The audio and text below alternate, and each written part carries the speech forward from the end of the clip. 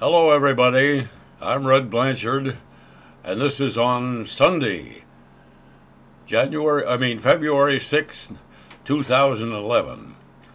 And I just thought today is the 100th birthday of President Ronald Reagan. And I thought it'd be a good idea for me to tell about all the presidents I have known, the ones that I've had as presidents for all of my long life. Well, when I was born, Woodrow Wilson was president. Naturally, I was just a little baby. I don't know too much about him. But immediately following him, as I recall, we had a man named Silent Cal, Calvin Coolidge. And the reason they called him Silent Cal was that he never said much. He never stirred up any trouble. He was sort of a calm, bland president, didn't have a lot to do. There was a lot of prosperity going on back in the 1920s and up until 1929 when the stock market crashed. All through that turbulent 20s, when actually it was a very nice time, but at the same time the stock market people were going crazy. They had very little regulation on their speculation and gambling. So as a result, a lot of people would buy stock with nothing down, and they committed to pay a certain amount for this stock. Then if the price went down, they still had to pay the full price anyway. So they all lost money and everybody went broke. And in 1929, one particular day, the stock market took a nosedive and went way down, and that was the beginning of the Depression. So then about the time that the stock market was crashing, we got a new president, Herbert Hoover. And most of the Democrats always like to blame Hoover for the Depression. They call it the Hoover Depression. But actually it started way before he came in. All that unusual financial activity going on in the 1920s is what started the Depression. And the Depression kept going. And in 1932, in came FDR, Franklin Delano Roosevelt. And he was, does this sound familiar to you? He was a smooth-talking messiah with a line of baloney that everybody bought. The government was going to step in and cure everything, end the Depression, everybody would be happy. They had a slogan, a chicken in every pot. Meaning, of course, a lot of people didn't have enough chicken to fill their pot. Anyway, Roosevelt came in there, started a lot of big government programs. He had the Congress behind him 100%. He also had many appointments to the Supreme Court, and at that time people referred to the Supreme Court as the rubber stamp Supreme Court. They would do anything Roosevelt wanted, and the Congress would too. So they started up all these vast government programs, and they did create quite a few government-paid jobs. They didn't pay much money, but at least they had some kind of a job. My father worked in a WPA project they called the Works Projects Administration, and they went out building roads and bridges and things of that nature. The young men who are still a little bit too young for that, let's say, also had a thing called a Civilian Conservation Corps, and they would send these young boys out to camp and have them work on public relations, public works projects, or not public relations, public projects.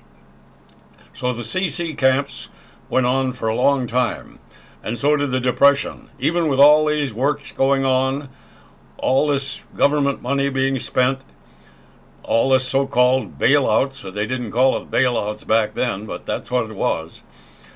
All of a sudden, here comes World War II. Well, with World War II starting up, Germany and France and Italy, all involved in World War II at the beginning. And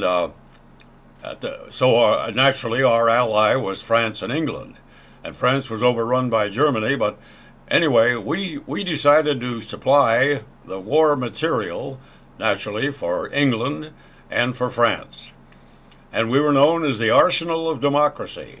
And as a result of that, with all these war things going and all the factories turning to war production, our country started to get out of the depression. Even though it wasn't a true economy. It was all war's finance, war supplied. The government was spending the money to run the war, to send guns and so forth over to Europe. But as a result, the United States came out of the depression. There was a job for everybody, a government defense job, if you will. I had one. I went to work for General Electric in Schenectady, and building electronics for the war. So all through the war, up until 1941, we were the arsenal of democracy, and yet life went on as usual here. Everything was the same. People could buy all the gas they wanted, all the sugar, all the rubber, everything else. We had no problem up until December 7th, 1941. And at that time, of course, the Japanese attacked Pearl Harbor, and that got us into the war. Now, there are a lot of rumors going around that Roosevelt knew about the Pearl Harbor attack before it happened, and he did nothing about it because he wanted to get us into the war. Well, nobody knows if that's really true or not, but it's a rumor that's gone around for years that he knew about Pearl Harbor, and somebody tipped him off, and a couple of Navy admirals and generals knew it too. But Pearl Harbor happened, and we got into the war. As a result of that, by the way, more elections coming along, and in 1940 it was, Roosevelt decided to run for a third term. Nobody had ever had a third term before, but there was no law against it at that time. So he ran for a third term under the slogan, "Don't change horses in the middle of the stream." And of course the stream was the war. So the public didn't vote to change horses. They kept him in there. And in 1944, when the war was almost to ending, he ran for a fourth term. And he won again, the same thing, don't change horses in the middle of the stream. Well, he was an old, crippled guy in bad health. And right after the 1944 election, he didn't live very long, and he died, and the Vice President Harry S. Truman came in. Now, Harry Truman wasn't too well known at that time. So anyway, Harry Truman did turn out to be a good president, but some people took years to realize that, me included. Most Republicans didn't like him just because he was a Democrat. He was vice president under Roosevelt. But in the end, Truman turned out to be really good. And furthermore, he was a plain-speaking guy, and his daughter, Margaret, played the piano. Well, one day some reporter said she was a lousy piano player, and he took umbrage at that, and he bawled out that reporter. Another thing that he did that was so funny, when he ran for re-election in 1948, it was a very close race between him and Thomas E. Dewey, the district attorney of New York City. Anyway, it was a close election, and at the end of the election, one of the big papers in Chicago put a big headline, "Dewey wins." And Truman went on camera on the newsreel. They didn't have television then. Truman showed this newspaper, and he imitated one of the radio commentators of the time, a man named H.V. Kaltenborn. And Truman did a good imitation of him, saying stuff like, "And the president lost the election, blah, blah, blah." Well, it turned out that the paper was wrong, and Truman won and stayed in for another 4 years. After Truman was out of office at the end of his 8-year term, why, he went back to live in his hometown of Independence, Missouri, and lived like an ordinary citizen the rest of his life. People wanted Truman to endorse things and give speeches and be paid. And his answer was, you're trying to buy the office of the president, and I'm not selling it.